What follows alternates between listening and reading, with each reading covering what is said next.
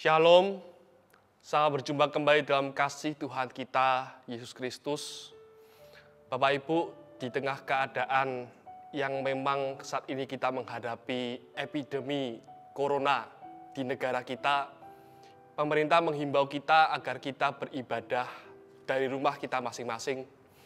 Tapi biarlah setiap jemaat dan setiap kita tidak kehilangan sukacita kita dan tidak kehilangan nuansa dan suasana ibadah di dalam hati dan jiwa kita. Maka dari itu, gereja akan menayangkan video setiap hari Minggu sebagai pengganti renungan mingguan. Baik, dalam video ini saya akan menyampaikan satu renungan singkat yang akan saya ambil di dalam Mazmur pasal 91 ayat yang pertama sampai dengan yang ketujuh. Bapak Ibu bisa membaca dengan Alkitab masing-masing atau saya juga bisa membacakan untuk kita semua. Judul perikop, di dalam lindungan Allah. Mazmur 91 ayat yang pertama sampai dengan yang ketujuh. Orang yang duduk dalam lindungan yang maha tinggi dan bermalam dalam naungan yang maha kuasa akan berkata kepada Tuhan, tempat perlindunganku dan kubu pertahananku, Allahku yang kupercayai. Sungguh, dialah yang akan melepaskan engkau dari jerat penangkap burung, dari penyakit sampar yang busuk. Dengan kepaknya ia akan menudungi engkau, di bawah sayapnya engkau akan berlindung. Kesetiaannya ialah perisai dan pagar tembok. Engkau tak usah takut terhadap kedahsyatan malam, terhadap panah yang terbang di waktu siang, terhadap penyakit sampar yang berjalan di dalam gelap, terhadap penyakit menular yang mengamuk di waktu petang. Walau 1.000 orang rebah di sisimu dan 10.000 di sebelah kananmu, tetapi itu tidak akan menimpamu. Amin. Demikian bacaan firman Tuhan, berbahagialah kita tidak hanya mendengar dan merenungkan, tapi kita juga bisa memahami dan melakukannya dalam kehidupan kita. Bapak Ibu, bagian Mazmur 91 ini belakangan merupakan bagian yang sedang viral karena epidemi corona. Ya, gara-gara corona saya melihat beberapa pendeta mulai membahas Mazmur 91 dan saya mendengar berbagai pembahasan di media. Namun saya mendengar ada beberapa pembahasan yang saya katakan terlalu berani, bahkan cenderung ngawur. Salah satu yang paling ngawur adalah Mazmur 91 ini merupakan nubuatan bahwa corona akan terjadi. Ini buat saya adalah satu pernyataan yang terlalu berani, bahkan kebablasan. Karena ini kalau kita membaca Mazmur 91, ini tidak bicara tentang corona, tidak bicara tentang masalah apapun. Ini bicara bagian firman Tuhan yang berbicara tentang bagaimana iman kita sebagai orang percaya di tengah keadaan yang serba nggak pasti. Coba bayangkan Bapak Ibu, bagian ayat yang ketujuh ini merupakan bagian yang dipopulerkan melalui sebuah lagu.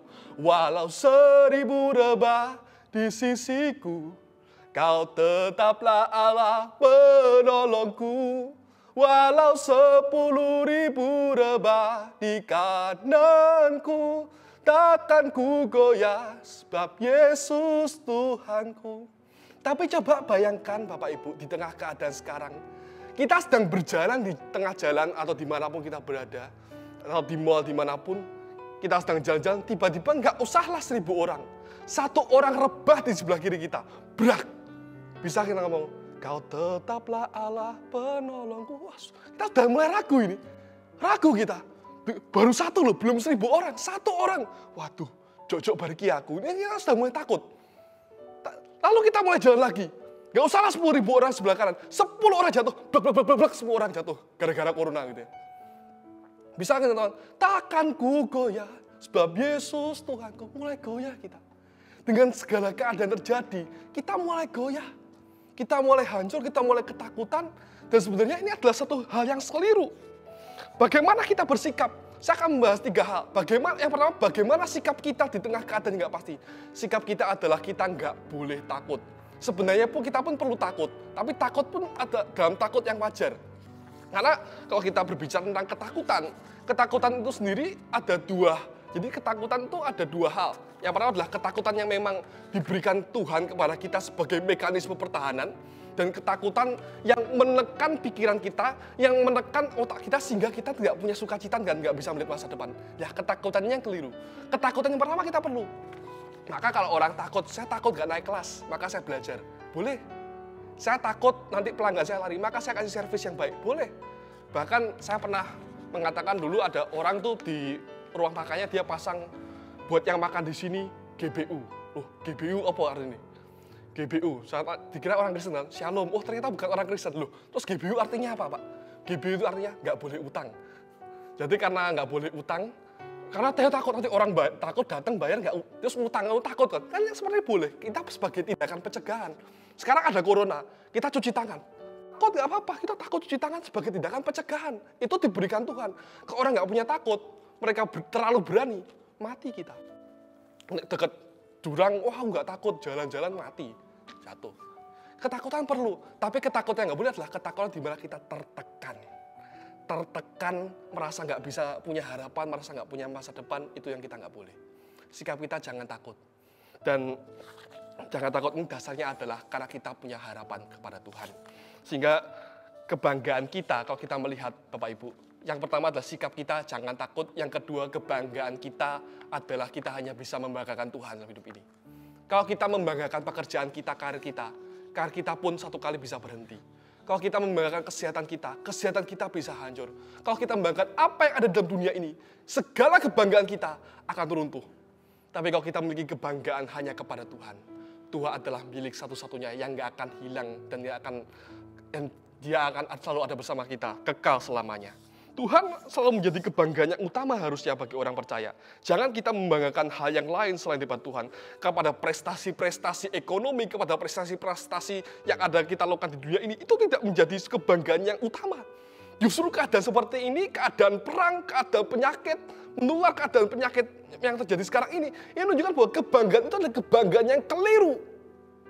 Satu-satunya hal yang bisa kita banggakan adalah kita bangga memiliki Tuhan sebagai pemilik hidup kita.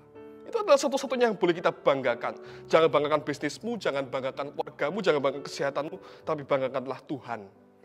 Karena Tuhan, saya rasa keadaan ini juga supaya kita menggeser kebanggaan kita kembali kepada Tuhan. Bukan kepada yang ada dalam dunia ini. Dan yang terakhir, masa depan kita itu pasti dalam Tuhan.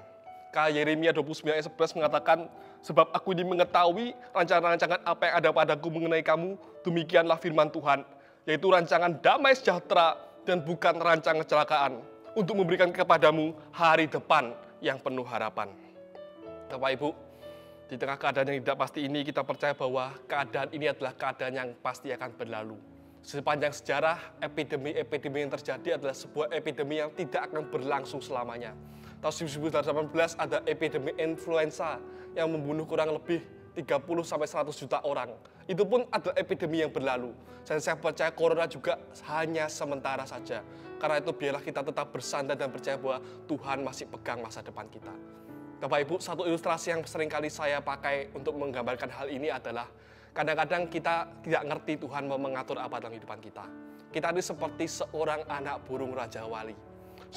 Seorang burung Raja Wali ketika dia mengajarkan anaknya, dia akan mengangkat anaknya tinggi-tinggi, kemudian dia akan jatuhkan. Tapi coba bayangkan gimana perasaan anak burung Raja Wali itu dijatuhkan. Dia merasa dilepaskan, dia merasa ditinggalkan, dia merasa kok Tuhan tinggalkan saya, kok Tuhan lepaskan saya. Perasaan kita seringkali seperti itu. Dia rusak kepak-kapakan sayapnya, kok seperti ini terjadinya. Tapi ketika anak ini hampir jatuh, maka burung Raja Wali itu akan menyambar anaknya. Dan dia akan tangkap. Kadang kita pun demikian. Mungkin saat ini kita merasa Tuhan seperti lepas tangan. Kita merasa Tuhan seperti tidak ada. Soalnya Tuhan tidak bekerja dalam kehidupan kita. Mungkin rasanya Tuhan lepaskan tangannya.